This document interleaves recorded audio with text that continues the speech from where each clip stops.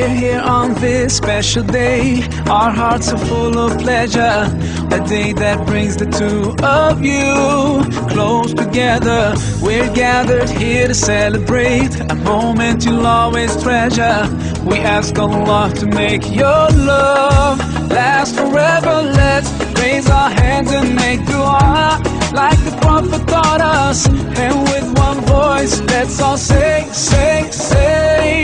Barakallahu lakuma wa baraka alaykuma wa jama'a baynakuma bi khair. Barakallahu lakuma wa baraka alaykuma wa jama'a baynakuma bi khair.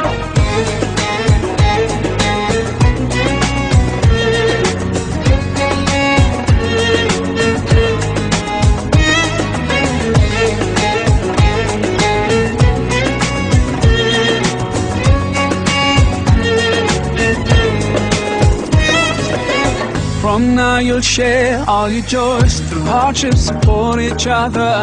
Together worshipping Allah, seeking His pleasure. We pray that He will fill your life with happiness and blessings, and grant you kids who make your home filled with laughter.